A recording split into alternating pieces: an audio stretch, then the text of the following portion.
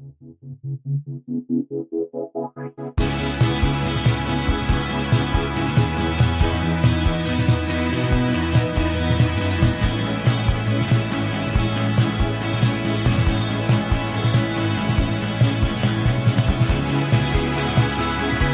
listening to 100 Words or Less with Ray Harkins. What's up, everybody? Welcome to the podcast in which we obsess over independent culture and the people who are making it.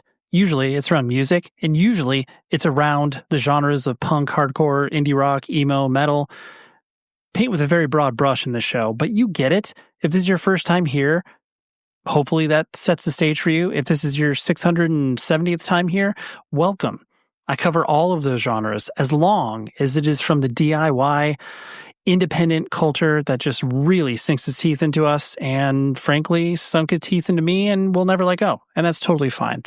I am thrilled with the person we're having on the show today. He is Dan Gump from Excessive Force and Life Sentence Records. For those 90s hardcore kids that hear all of those sentences together, you're stoked. If you are not familiar with any of those things, let me lay the groundwork for you.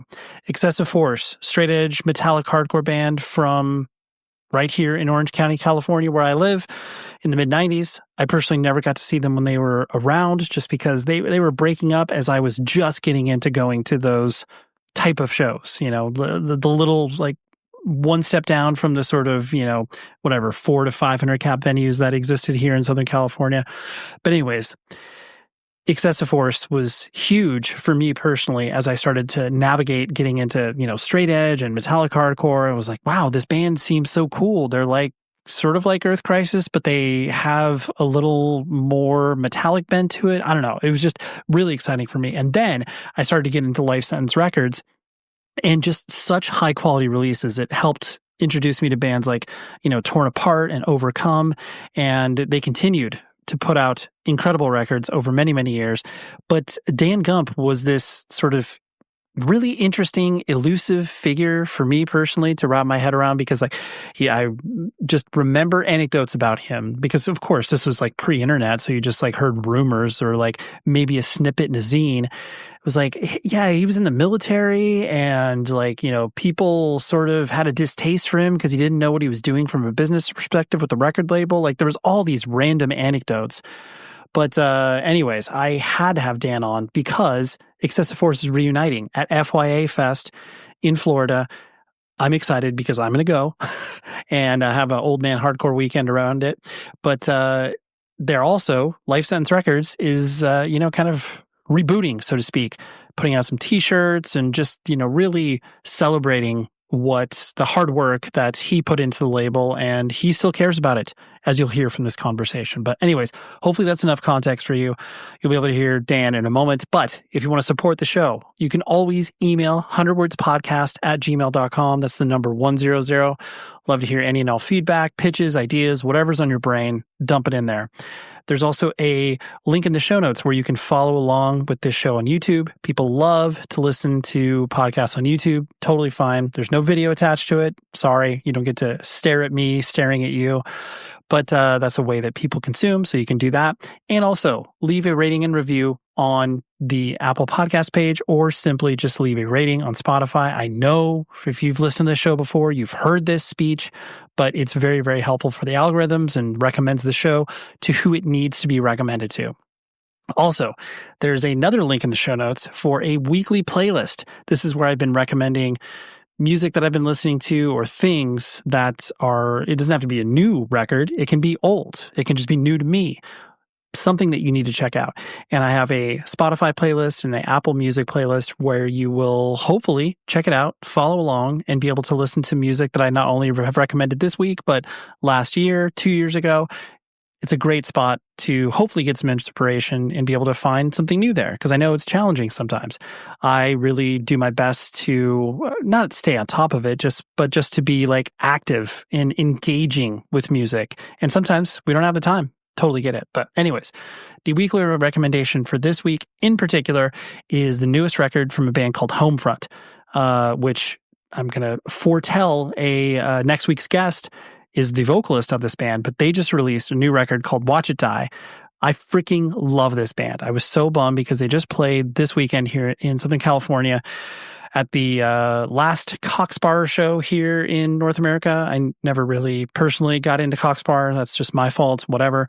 But Homefront opened that, and they also played like a super, super DIY late night show. Anyways, wasn't able to go, bummed on that. But this record is incredible. If you like sort of post-punk mixed with I guess oi, some hardcore thrown in there, and like a little Depeche Mode. Like, it's just a great, great record. And I love the band. So I have Graham, the vocalist, on the show next week, but you need to listen to this new record. And like I said, click on the link in the show notes, dumps you into a playlist, has that record, and then many other things that you can listen to. So check out the new Homefront record called Watch It Die. Super, super good. Anyways, let's talk also to Dan Gump from Excessive Force and Life Sentence Records. And like I said, Life Sentence Records is, I guess you would say, reuniting or reforming, whatever. You can follow that anywhere you can on the internet, or you can click the link in the show notes. There's a little hyperlink and be like, boom, follow the Instagram. There you go. And then, like I said, Excessive Force is playing a show in Florida in early January at FYA Fest. I am so excited because I never got to see them. So here we go. The conversation with Dan Gump starts now.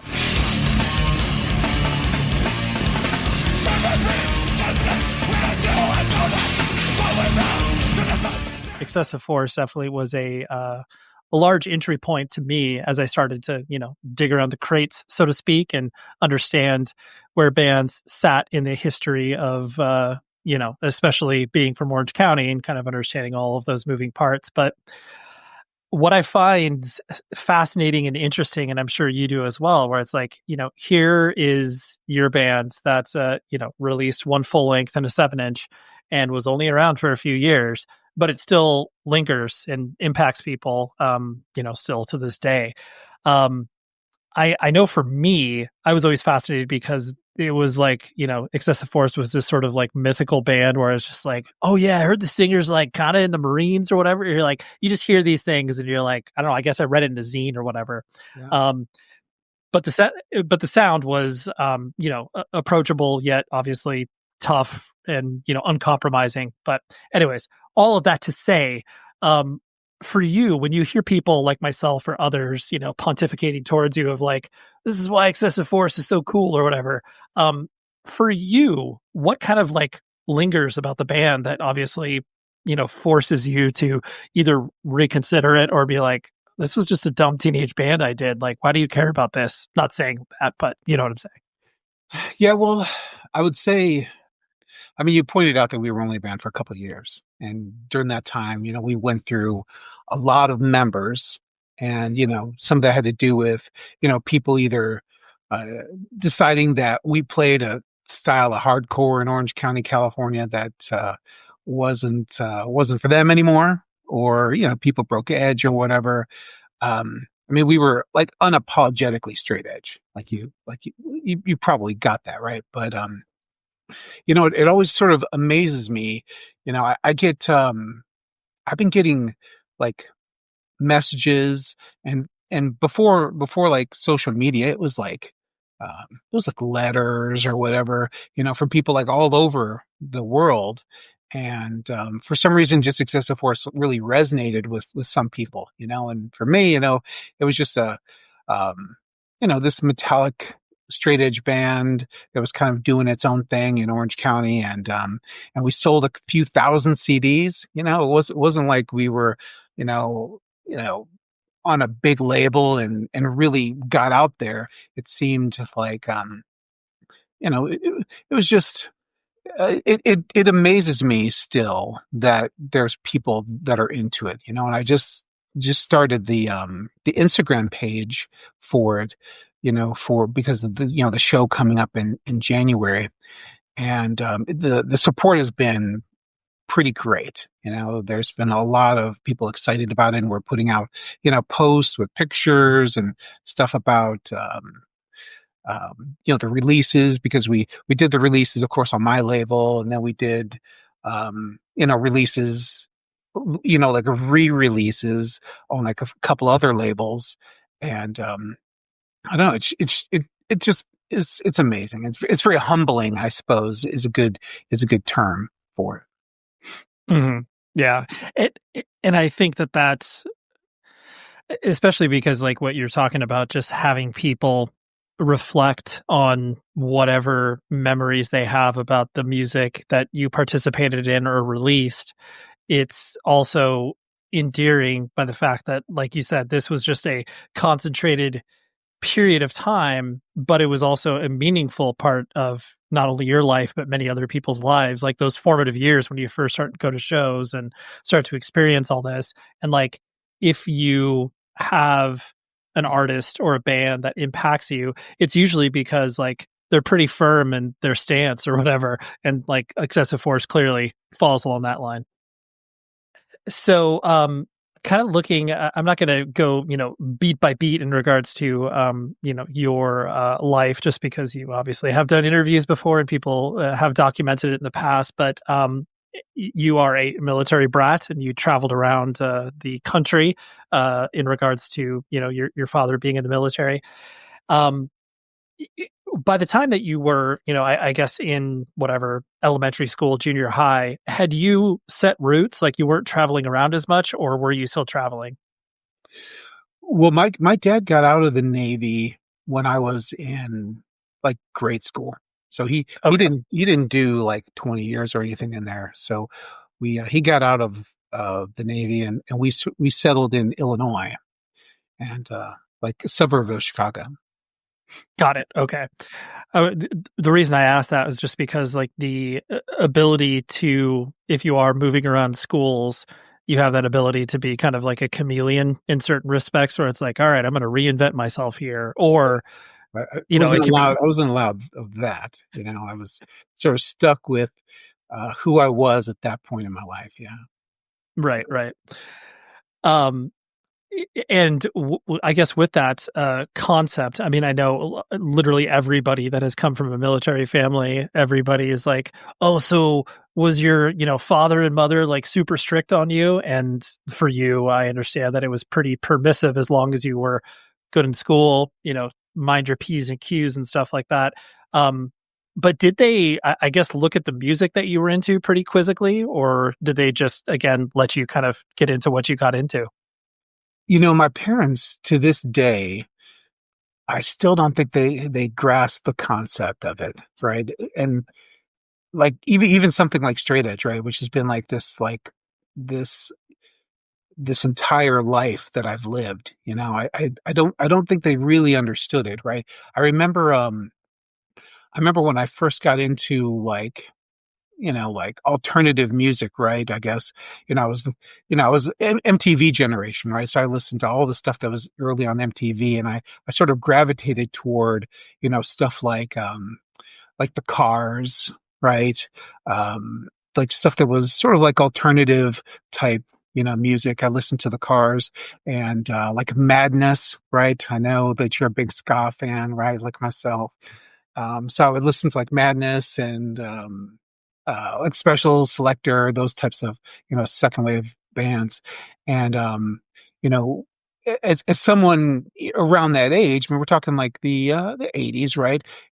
Everyone is skateboarding, right? So I'm a skater. I've got like the Tony Hawk sort of haircut, um, and I start listening to the the soundtracks of like the skate videos, right? And there's a lot of punk stuff on there. Um, Nothing like super hardcore that I remember, but I had people that would put me on the music. And I remember listening pretty early on to, stuff like Minor Threat or Agnostic Front and even like Youth of Today a little bit later on than that.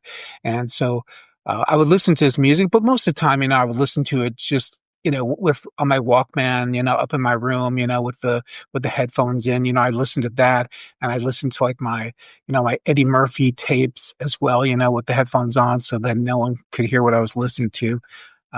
But my parents, I mean, I was not good in school. So I was like high schools. I was like a C student. If I squeezed a B in there, it was like for celebration, and there was a fair amount of D's in there as well. But I graduated, so my parents, for the most part, did were supportive of my academic career. There was never any like real discussion about, going to college or anything like that. It was, I think there was this expectation when I got out of high school that um, I would either, you know, move out, right? Like my brother did before me, or I would go to like community college or something like that. But I chose the Marines instead. Right, right. And it's interesting that especially growing up in and around military life, like part of that trade-off in regards to not going to college immediately is like, well, yeah, I'll be on the GI Bill. Like I can go back and, do this. And the fact that that wasn't like hard baked into your experience where it's like, okay, you graduate high school, you go to the military, and then you can go to college and whatever, it's like, that wasn't the expectation, apparently. Yeah, I mean, I guess I intended to and serve my time, and I wasn't sure when I joined the military whether I was going to make it a career, right? I mean, you sort of, the recruiter tells you that, hey, because I signed up for a 6-year enlistment. So I was going to do 6 years active for sure, right? And and when I was in, it was like the time of like a lot of military cutbacks in the 90s. So like nobody was getting promoted in the military, and there was a lot of people who were getting forced out, after their 4 or 6 years because they weren't able to make rank, at no fault of their own.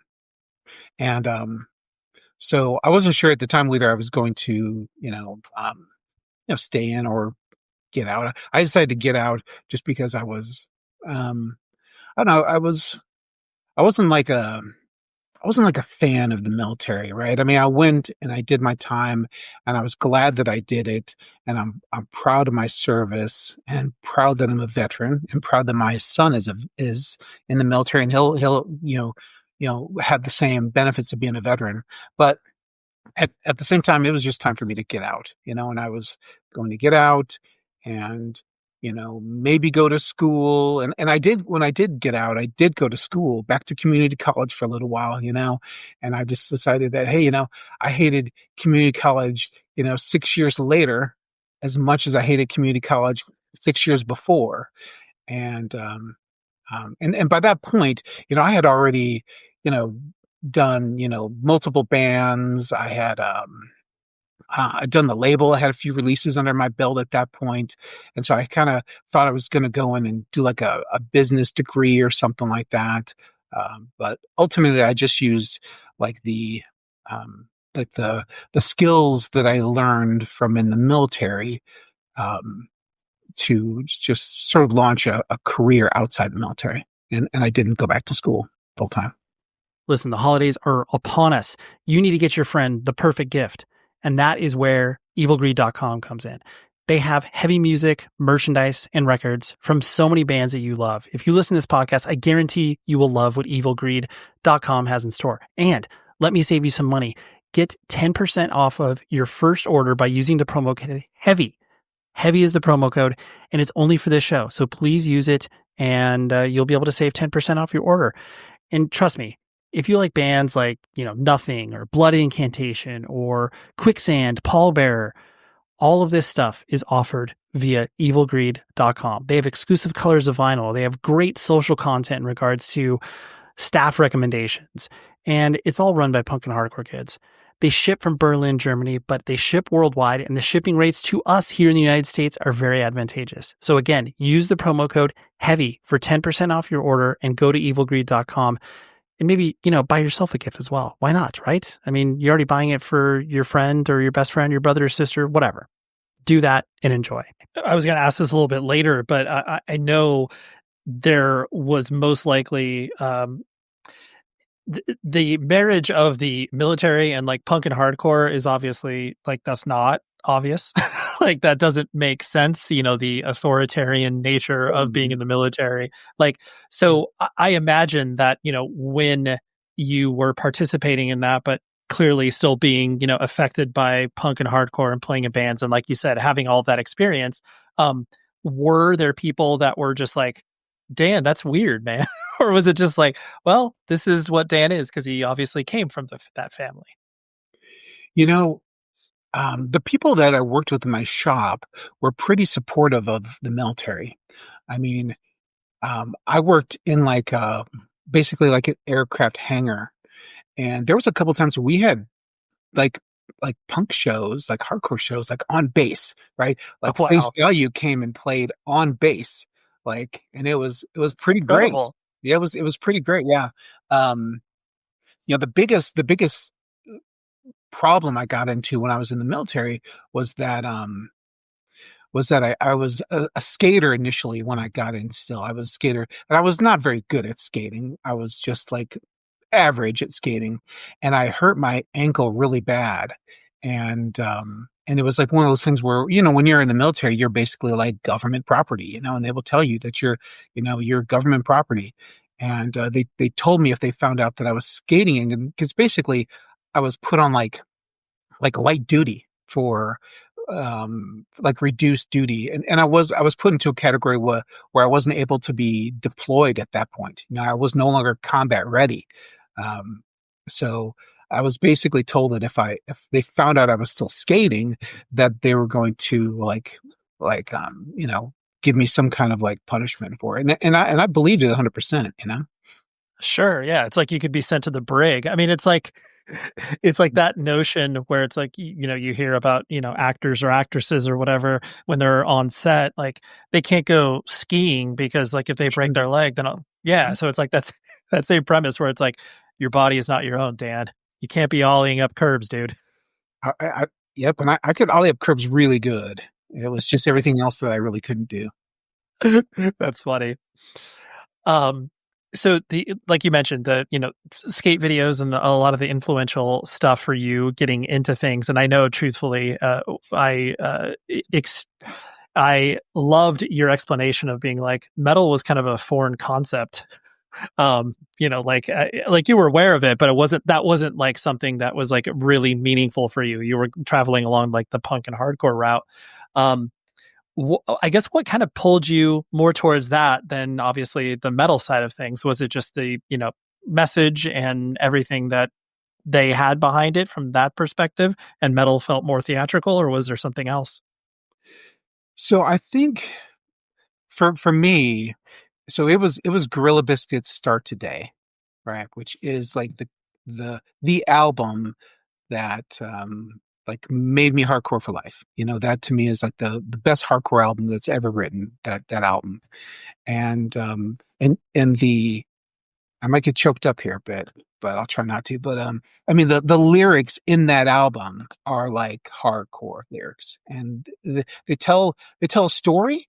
And you're right. I mean, um the metal lyrics, and I couldn't even tell you what the metal lyrics are about. I mean, I've never like purposely listened to like Slayer. I know there's a band called Slayer. I've been places where people have listened to Slayer. I've never owned Slayer, so I don't know what the lyrics are about. They could be about great stuff as well. But it was just like, you know, like these bands, like seeing like Gorilla Biscuits play, and those like hardcore shows where you're part of like this community, and I guess metal has a community too. And I'm not discounting that they have a community all of their own, but just the type of the type of music, I guess, and being something that I could relate to, right? And hardcore music doesn't have to be good, right? I mean, hardcore music doesn't have to be good to be impactful. It's it's it just has this longevity for me. Yeah. No, it's really, and honestly, it's beautiful when you have those records that you can not only point to in your early years that like impact you either emotionally or physically or whatever, but that you can still elicit that emotion where it's like, yeah, you could listen to Start today and be like, wow, this record still is great.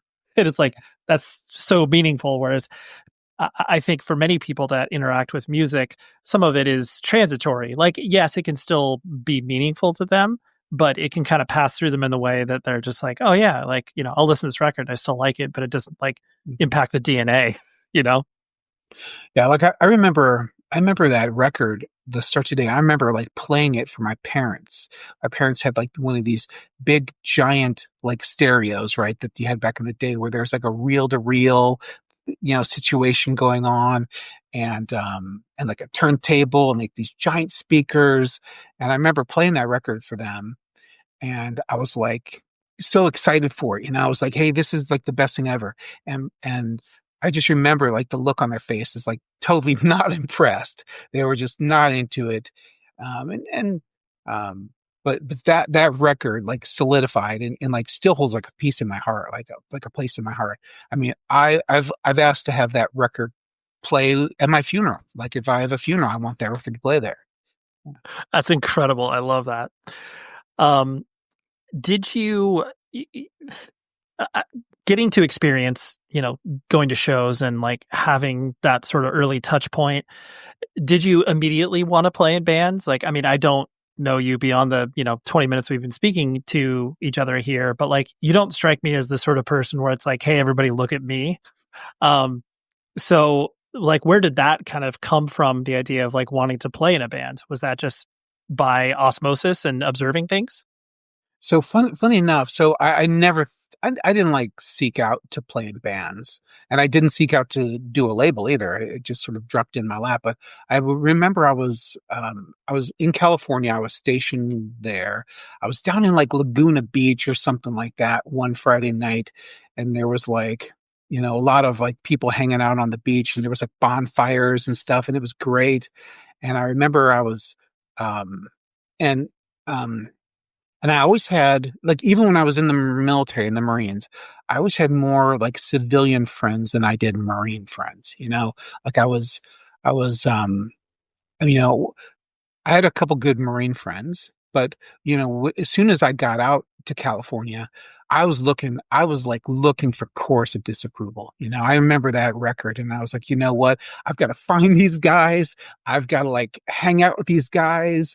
I was like, I need to hang out with Mike Hartsfield from Outspoken. I need to hang out with all these guys. And I was like looking for them. So, but, sorry, went on a tangent there for a second. But It's so completely I fine. remember I was down Laguna Beach, and I think it was Laguna Beach, and there was like a bonfire, and I was talking to these guys down there, like these punk guys, and these punk guys were they were talking about their band, right? And they were like beach-ish kids, right, down there at the beach, and and I was like, "Oh, I'll sing for your band," and not knowing really anything about singing in a band or anything like that. Because I guess they had been practicing, and they needed someone to sing, and I was like, "Oh, I can totally do that," you know. So I got their information, and and I went to visit them, and I practiced with them, and they invited me to join their band. Um, That's incredible. You just invited yourself. It's perfect. it was pretty much me just inviting myself into their band and their band was like hardcore, it's like hardcore music. That's great. That's Uh, cool.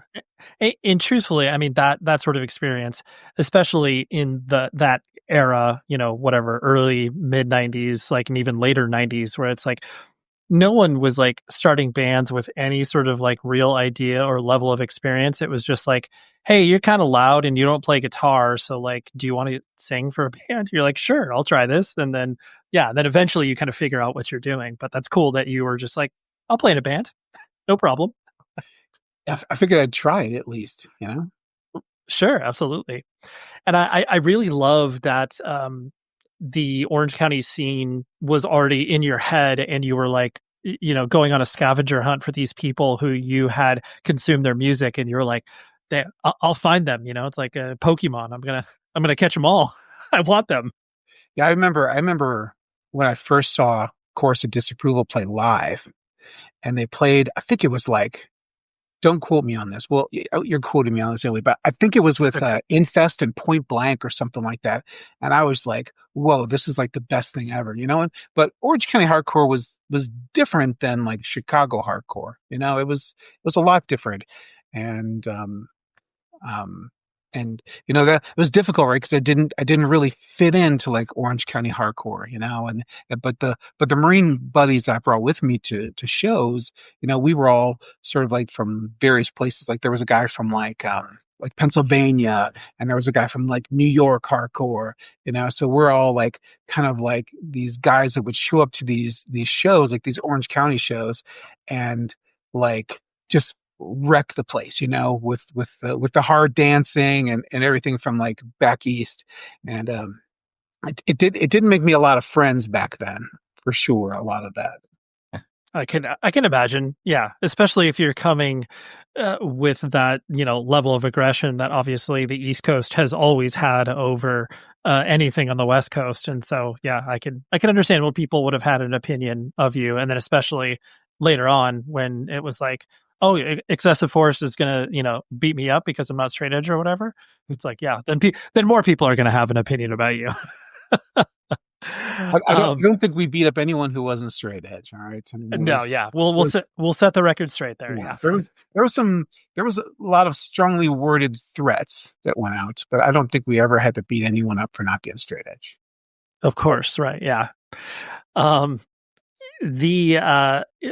Like you said, Orange County was definitely a interesting microcosm of all of these different scenes. You had bands that didn't sound like one another all playing shows together, and I know that was a symptom of the scene back then as well. But when Excessive Force started to play shows and stuff like that, you were amidst all of these bands. You were playing with Ignite and Unbroken and all this stuff, and like you were not like anybody.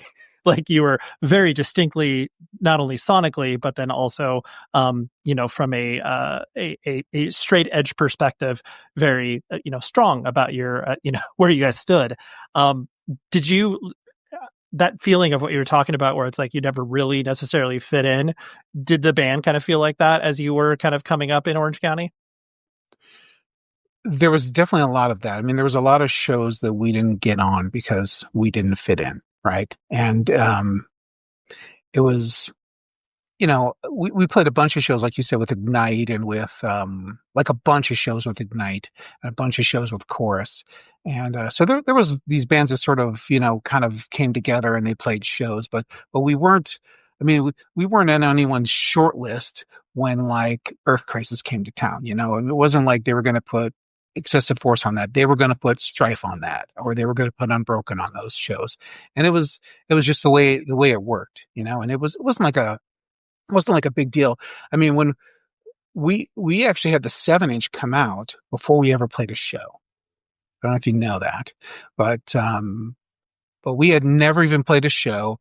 I put the 7-inch out, and we had sold a ton of these records at like Vinyl Solution and Zed Records, and and then finally when we played a show, it was like we were like a touring band, so we had come for like it was pretty crazy, because there was a lot of people singing along, and people didn't necessarily knew like where we were. So there was like a funny thing that we used to do, and I used to say that we were Excessive Force, and I'd make up like someplace like that wasn't California, and I'd say that was where we were from. Like I think I said the first time I said we were from like Dubuque, Iowa, and we're Excessive Force. And I don't That's think incredible. And it didn't take long for people to realize that we were, the hometown anti-heroes. But at first it was fun. And I actually carried that over. Like, and when we went on the road, we were always from someplace different, than where we were really from. That's incredible. I love that. And especially too, because like you said, if you released something before you played shows like that, I mean, now that's obviously like commonplace within the music industry as a whole, but like in the hardcore scene, like, yeah, I mean, yeah, you would do that occasionally, like, oh, we got to have a demo at our first show or whatever. But just to have that sort of hard baked into the fact that people like didn't know like who you were or where you came from, and then being like, oh, this band Excessive Force, they're coming through from Dubuque. That's so funny. Because I was in a band before Excessive Force called Full Contact, and Yep. And that was a band that I met those guys on the beach and played with those guys, and we played like a ton of shows at like Spanky's, and we had, built up like a following, I would say, along, the, again, played a lot of shows with like Chorus, um, and a lot of other bands, um, and also had built like a strong, group of people who didn't like us, and it was, and so Excessive Force, I had went to Japan, and before I left for Japan, I was in Full Contact, and so Full Contact was a hardcore band, but I had in my head that we were a straight edge band, right? Because I'm Xing up, everyone's Xing up, right? But after the show, they're all at the beach drinking, right? And I was like, this cannot stand, Right. Like I can't be in a band because I'm like straight edge till death. And these guys didn't take it very seriously, and it's good for them, I mean, they were nice guys or whatever. But when I got back from Japan, I was like, man, I've got to be in a straight edge band. I remember I picked up the first, Earth Crisis 7-inch, and I was like, I want to do something like this, you know? And Yep. I started, going on the lookout for people to be in a straight edge band with. Yeah, I love that. just the idea of, going to Japan and then coming back and being like, "Oh, I can't be in this band anymore. Like the dudes aren't even edge. Like this is not what I'm going for." So to be fair, like before, and this is going to sound crazy, but so I joined this band, right? And then we're Full Contact. And then I ended up kicking all of them out of the band and getting all new people in that were straight edge, right? Right. And the new people that I got, they weren't nearly as good, like musically, as the original Full Contact people were. And so we played a couple shows as Full Contact, and then we had changed our name to Foul Play, and we recorded some songs under that as well. Full Contact, we recorded a 7-inch. It was supposed to come out on Ezot's label. You know Ezot from, Of course, Showcase Theater. Yeah. yes. So he was originally going to put out the Full Contact 7-inch, right? Okay. And it was like, this is no lie. So we recorded it. We go to his house, like working with him on the layout and everything. And then just nothing really kind of happened with it, I mean, but it was supposed to come out on his label. I can't remember the name of his label. I can't remember the name of it at all, but it was going to come out on that label, and it just never did, and then, so I still have it, and I'm like, one of these days I might just release it as like Life Sentence Number 0, just as like, just Might as well. something random, right? I mean, is that? You know what makes me happy? Rewards programs. And I know this is maybe like a weird way to start off the ad read for rockabilia.com, one of our favorite partners of all time. But I love it when businesses reinvent themselves, introduce new things. But let me slow down for a moment. Rockabilia.com is the place where you can order your official licensed band merchandise from punk, hardcore, mainstream hip hop, classic rock. You can buy stuff for babies. You can buy stuff for moms and dads, normal sized human beings, whatever it is. Rockabilia.com has it. And why I'm excited about a rewards program is the fact that when you buy stuff from them, you get rewarded. And that's awesome. And on top of all of that, they are giving you a discount. If you use the promo code 100 words or less, it gets you 10% off your whole order. Now, you heard the word official, licensed, right? That is because this does not traffic in bootlegs. This is high quality stuff directly from bands. That means the bands make money off this. The independently run business makes money off this, and you get high quality merchandise. No one loses in this scenario. So please go to rockabilia.com, sign up for their rewards program, and use the promo code 100 words or less for 10% off your order, and have fun shopping. I know the inception of Life Sentence was obviously to put out, the Excessive Force stuff, just because like everybody else that you spoke to, whether it was, Revelation, Nemesis, New Age, like, people were not responsive, and we're just like, oh, it's fine. And, which usually, whatever the saying, necessity is the mother of invention. And that clearly like happens for so many people where they're just like, oh, no label wants to work with me. So like, I'll just put it out and I'll start a label. Um, did you feel excited that you could kind of like, take ownership of that sort of, vision? Or was that just like, well, no one else will, so I guess I'll do it? It was the latter, right?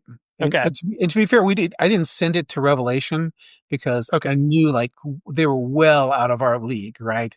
But Right. I sent to all the other like small labels in the area, and and didn't get any, it didn't get any nibbles at all, and I probably didn't wait, you know, too long, because we wanted to tour that summer. And so we had already started like booking shows for a tour, out East Coast, for the summer of '94. So I didn't like wait a long time. I wanted it out. Um, and, it was easy to put out, right? I mean, it was relatively inexpensive compared to now. I think putting out vinyl is a lot more expensive than it is now. But yeah, I mean, it was just something that I needed to do. It was kind of annoying to do it, right? But it was also, a bit liberating. You could go to Kinko's and get some covers printed, and put out a record and Yeah. It's go on try. I with it. mean, it's I mean I think everybody that has gone through that process, whether it's like releasing a demo or releasing a 7-inch, like it is liberating and exciting. It's like once you get the physical release, and like I don't think that ever wears off of like getting something physical that like you've participated in. And so it's cool that you had that experience, and yeah, you could do it for $400 back then, whereas like now you need to do it for like $2,000 or whatever. um it also seems that like with life sentence in general, like there was no conceit of ever making this like your sole focus. Like you dipped in and out in regards to like releasing stuff and obviously have being active, but was there ever desire sort of in your heart of hearts that you're like, I want to do life sentence full time, whatever that may mean? I would have loved that, right? It was kind of a weird time for music, right? Near the end of life sentence, lifespan, I suppose. Um, with all of like the file sharing, I mean, I'm only selling a couple thousand CDs, so when when it's posted out there for people to download it for free, and you go from selling, 2,000 CDs to selling 400 CDs, um, it, it's discouraging, right? It's discouraging is a good word for it. I would have loved to do it. There was a couple points when I was doing it, and I always, like you said, I always worked out like a full-time job when I was doing the label.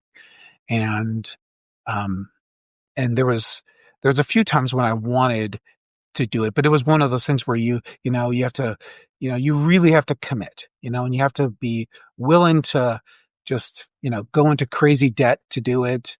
And, and it was like I was already in debt. I was already in debt for doing the stuff I was doing, I wasn't getting out of debt. And, um, and there was times when the label was doing better than not, but still, I mean, you have to sell a lot of records or a lot of CDs in order to, you know, pay the mortgage, right? I mean, I wasn't selling enough stuff to pay my internet bill, so it was it would have been nice to do it, right? But I never thought that I'd achieve that. So Right, right. Um, Kind of veering off a little bit, but speaking about straight edge, and like you said, that's something that, you still are. You're a straight edge adult. Like you probably don't need to define yourself like that anymore, but obviously you do. What spoke to you about straight edge, I guess, to kind of begin with? Like, most people go the route of like, oh, your family is alcoholic. So of course, like that is a thing that happens. But was there something else that kind of like pulled you into that, that lifestyle? you know, I'd say, I don't know. It was like I think I was originally straight edge just because all of the other people I hung out with were. right? And I was kind of looking for a place to fit in, right? And it was like, these guys are straight edge. That seems pretty cool, right? I'd go to some straight edge shows, listen to some straight edge music. And, you know, eventually, all those people that were straight edge originally, all of them, broke edge, right? And it was just, it became like something, I don't know, maybe I was stubborn about it. Maybe that's what it was, because, being in the military, there's not a lot of straight edge people in the military. I mean, I was probably like one of one on my base who was not someone who was drinking, right? It was the lifestyle was, you go to work, you go back to your barracks room and you drink some booze, right? And for me, it was like, I go to work, I come back, I change into my civilian clothes, and I'm like down hanging out in Huntington Beach, or I'm out doing something else and, trying to, involve myself in the music. So, um, once I decided that I was going to be, straight edge, that was just what I was going to be. And I wasn't going to, move my eye from the prize. Right. And like you say, I'm still straight edge today, and I still define myself as straight edge today. And I know I don't have to, right? I don't have anything to prove to anyone. Right. And it's just, part of my DNA at this point. Yep. Totally get that. Um, Something kind of on that topic, the idea of, I'm just fascinated by the fact that, Excessive Force went out with VOD, for, you guys did a full US with VOD, right? It was the East Coast. Okay. It was like 18 to 20 shows or something like that. Okay. Um, Sonically, totally understand. Makes sense. VOD, obviously, at that point, like totally. I mean, you guys had sonic similarities, but clearly, as far as like personalities were concerned, like very different. I mean, VOD, like not a hard partying band, but they party. Oh Um, yeah. yeah. And so like, was that touring experience, funny juxtaposing both bands, but like clearly you guys got along, like, talk to me about that experience. So so we met VOD in '94 on tour, right? We played a show. Um, I want to say it was like in Mass, and it was like a big show. It was like VOD played, and like Dark Side NYC played, and a bunch of bands played, like Marauder or something, right? A lot of ton of bands played, and we got on that bill. Um, I want to say it was like the Palladium or something like that, or so, that rings in my mind. And I remember I was like so enthralled by them to watch them, right? And I remember I went to their merch table and I bought up all the merch, right? Like all of it, right? The records and the shirts. And I'm pretty sure I listened to that demo like the entire way home, from all the way to from Mass all the way to California. I burned that tape out, right? Listen to that thing. And afterward, this was like the days where, you just, the person had like their phone number in their demo, like call Tim if you want to book VOD, right? So I get on the phone and I call Tim and I'm like, hey, Tim, we should go on tour. And I'm talking to Tim and I'm talking to Mike Kennedy. Um, and, uh, and we're like, well, let's do a tour. And I don't know if they knew how serious I was about it, but I was serious about it. And, and, um, and, uh, and we had like Jamie from Hatebreed that booked a bunch of those shows for that tour.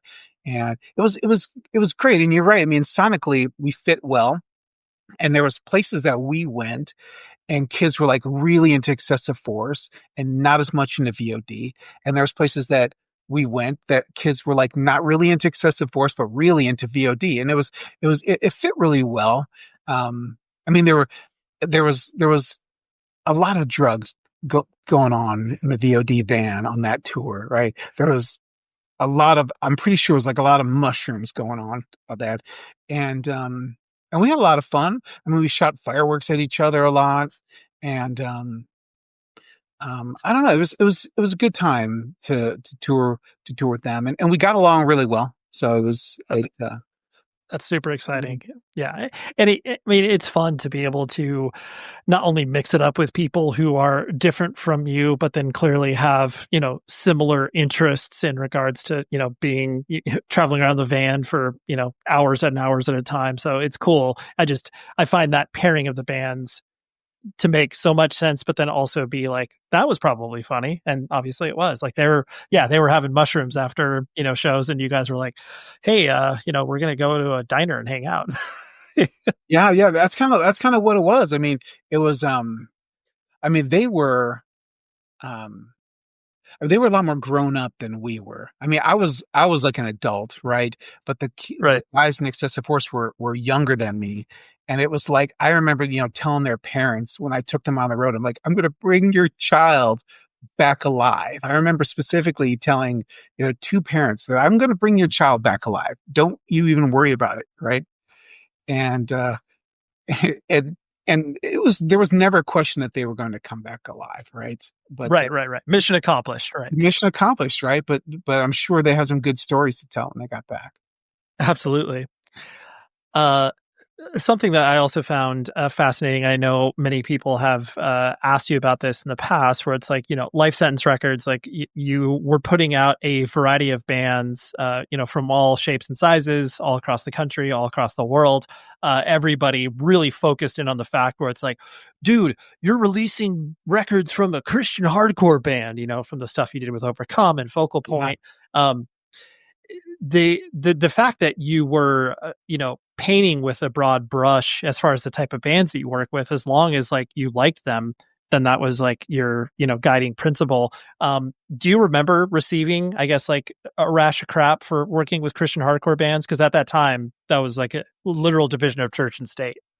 Yeah, I remember playing with Overcome though, and they were they had a real presence, right?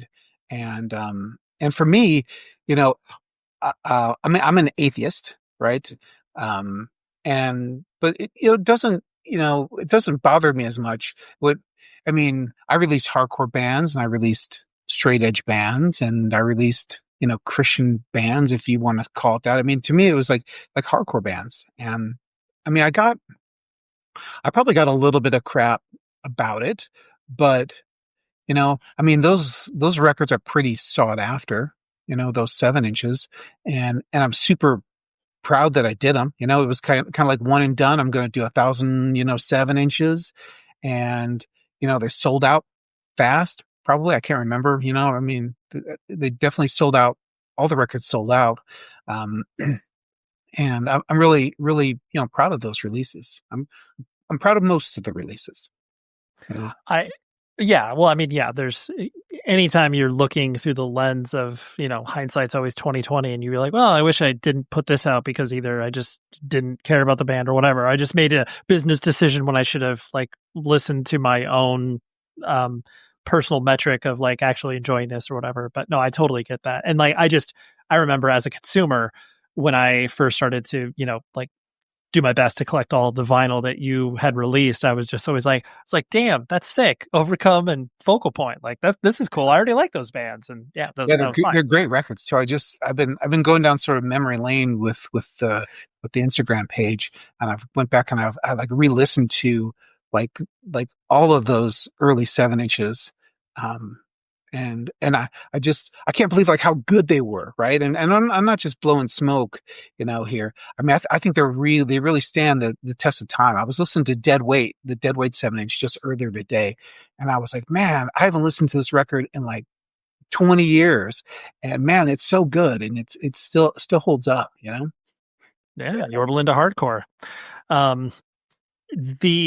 Considering the hard edge approach of Excessive Force and Life Sentence Records, I'm going to guess that many people thought that you as an individual were devoid of humor, were a jerk, like all of the things that like people, especially pre-internet, were just presuming. It's like, oh yeah, Dan's probably a dick or whatever. did people think you were just like this ultra serious person and didn't have a sense of humor? And then once they met you, it was like, oh, Dan's like a normal human being or whatever. Or was that just, like lost to the fact that people didn't have the internet to spread rumors about or whatever? Well, so I'm very like socially awkward, right? So Okay. I don't, um, I don't like go out and like look for conversations, socially. And I think that makes some people think that I'm like not interested or that I don't care, but, um, or maybe that I, have, feelings one way or the other way. But, um, yeah, I mean, there's people who definitely thought I was like a jerk, right? I mean, it's, definitely, right? I mean, I got to go on the record and say that. I mean, there's definitely people, but a lot of that, was, could have been from, you get on stage and you're like, you do your trash talk in between the sets, where you're like talking down to people and saying that you're going to smash people or whatever. Just, just shooting the breeze. Right. And it definitely turned some people off. But also, made some people like more interested maybe because of it. But Yeah, yeah. Well, I know. I mean, just speaking as a white suburban human being, like I'm not tough. I've literally never got a fight in my entire life, besides breaking them up. But I always identified with bands where it was just like, oh yeah, that spoke to like the hard edge nature to life because it felt like I was able to channel any sort of, aggression or anger towards that and be like, yeah, I'm tough because I listen to excessive force or whatever. And it's like, it's acting as if, as opposed to like actually doing it or whatever. yeah. Yeah. um, did you, well, actually connected with, life sentence, the keep smoking, I want you to die shirt that obviously it like gets bootlegged occasionally and like definitely lives in infamy in many circles. um did you actually come up with that idea, or was that a friend that said that to you? Like, what was the inception point of that particular shirt? It's from what I remember, it was me that came up with that. Sure. And we're going to be, redoing those.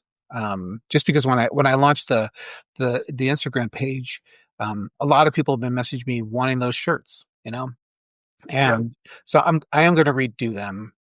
Um, uh, probably pretty soon. I'm going to do them, and I have seen them bootlegged before, and I think bootlegging. I think I'm fascinated by it, right? I mean, it's like because I've seen lots of like bootleg excessive force shirts over the years as well, and I always find it very very interesting and humbling, right? That someone's going to like go out of their way because they're so into like what you're doing, and they can't find it, and they're going to make their own copy of it,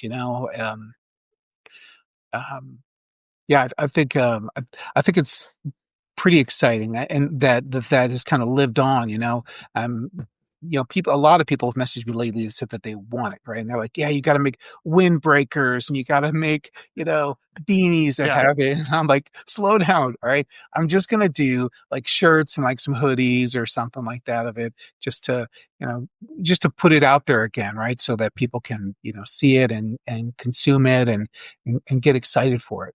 I'm Yeah. not planning to like start the label back up again. That's not, I don't have that in my head, but that saying, if some, great band, if I ever like did the label again, right, I would do just straight edge bands. All right. And it would have to be, and there's nothing wrong with bands that aren't straight edge, right? And I started the label originally thinking it was going to be straight edge bands, right? Sure. And early on, um, for it went off the rails, and that's fine, that those were labeled that, that happened. And there were some people who thought that, Life Sentence Records was a straight edge label.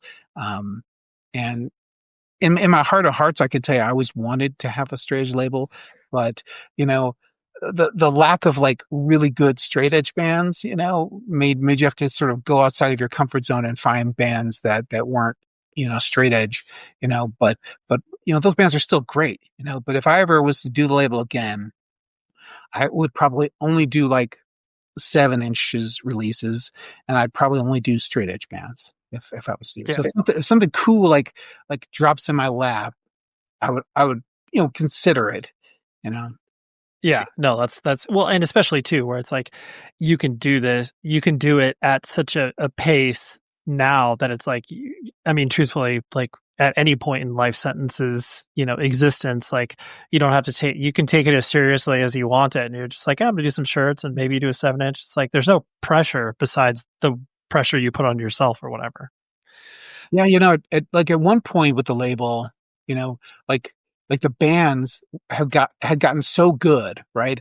And they had gotten like so like professional, right? And these bands are like going to, really do something or really go somewhere.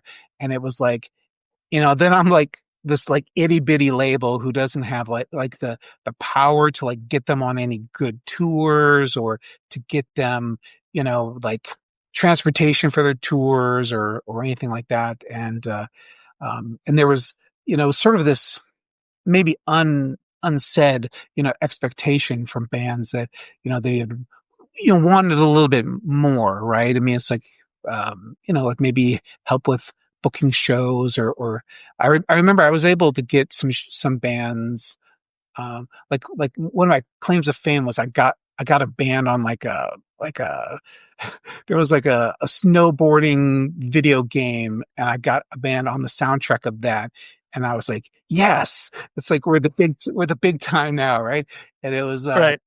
but um, but if I was to do it now, it would be, just like a limited, 7 inches thing. Like a band's not going to come out there and say, yeah, I signed with Life Sentence and I'm going to be playing Ozfest next year. That none of that's going to happen.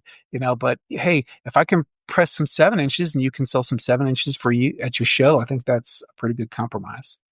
Yeah, exactly. You're like this. Yeah, this would just be something fun to do. And speaking of something fun to do, I never in the year of our Lord 2026, I know you don't believe in the Lord, but I will, say that, I never thought I never thought I'd be flying to Florida to watch Excessive Force, me living in Orange County. Besides Are the you going? obvious, like I am going, yes. Awesome. 'Cause it might be a one-time thing, I mean, there's no plans to do anything else. But That was my gut feeling as well, where I was just like, this is funny. Cause truthfully, it was like, I never got to see you in your original inception. Cause I started to go to shows, it probably was like 96 or so. And so by that time, like you guys had not been playing anymore. Anyways, point being, of me asking you, like, was it, the reason doing it just because, obviously FYA was asking and, Bob Wilson was just like, hey, do you want to do this? Or did it just feel like the right time to do it? I'm sure it's a confluence of a few things. So why now? So my buddy Blake Ford, he plays in this band called Crow Killer, and they're on New Age. So he's been trying to get me to do something for like 10 years. And like really, it's been like 10 years. He's been on me, and he'll message me and say, hey, you want to do something? And I'm like, whatever.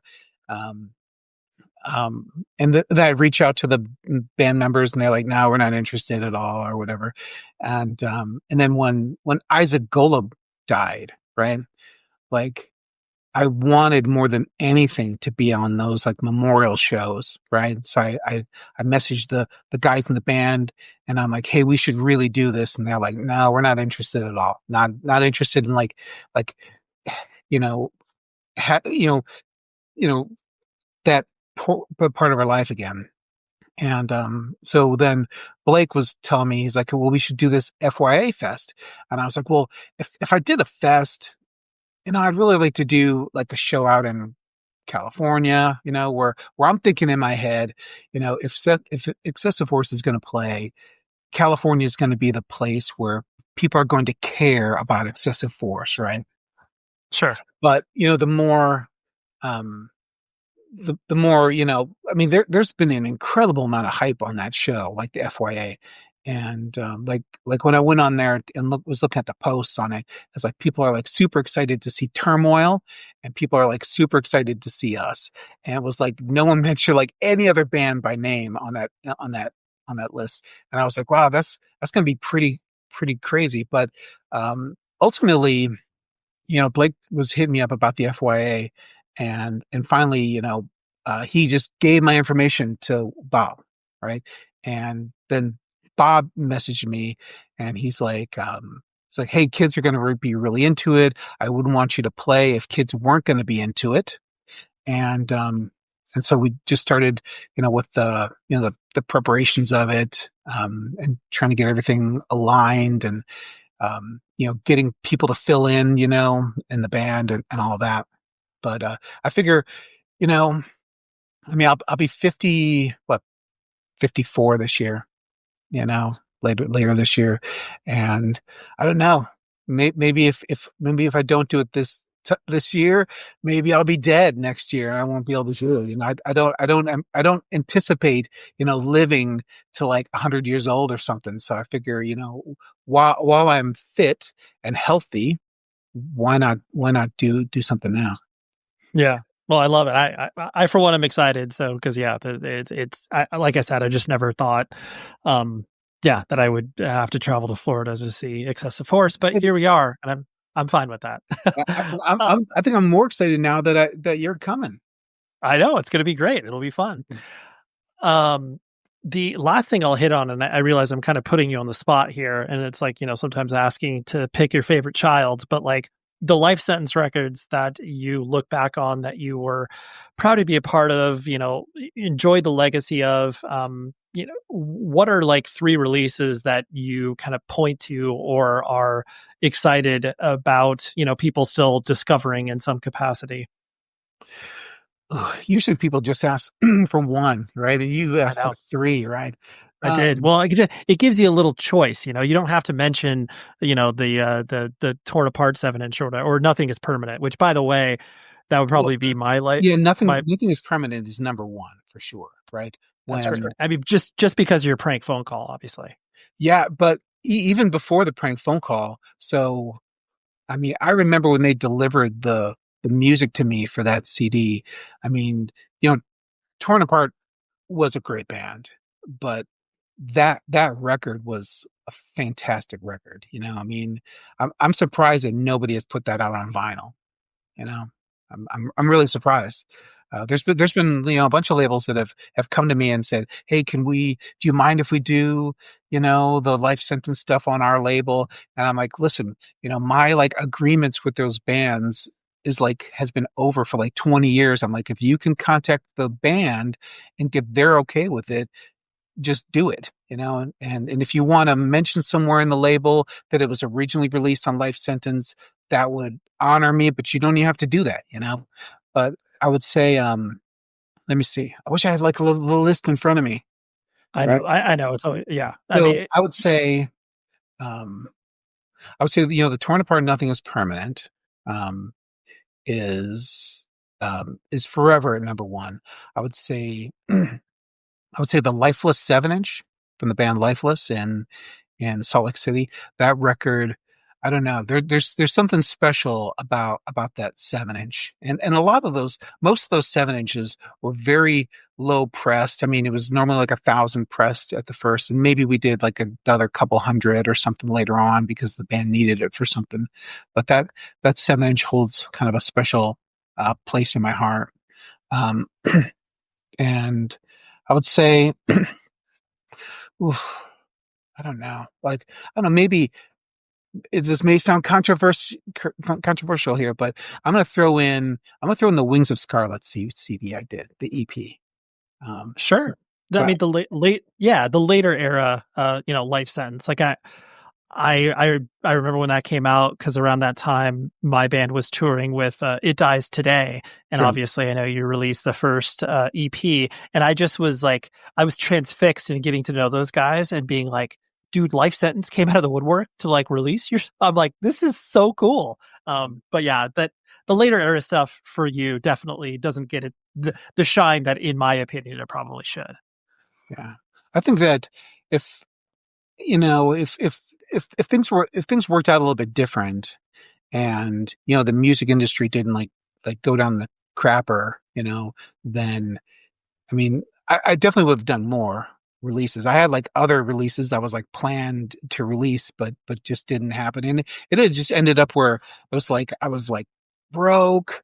And I remember I'd spent like a ton of money, like paying for bands recordings and then pressing like CDs, and then the bands would break out before this record came out. You know, I remember, moving out to North Carolina from Utah and filling up, trash cans full of CDs. I'm talking like thousands of CDs went in the trash can to the dump when I moved out here. And just because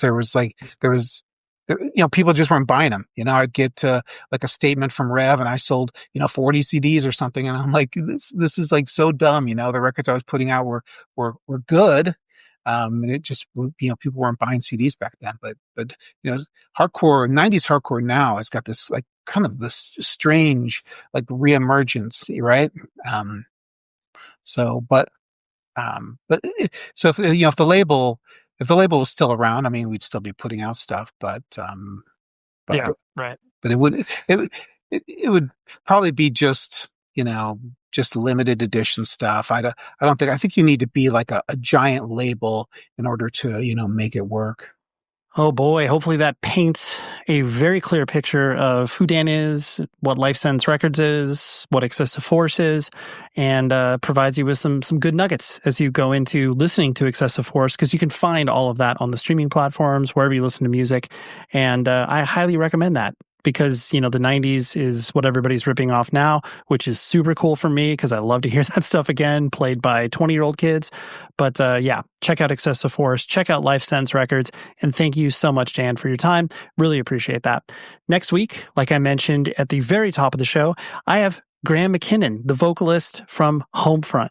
So exciting. Love this band. Love the creative energy they're putting forth, the DIY nature, the weird post-punk meets oi meets hardcore. It's just so cool. I love what they got going on.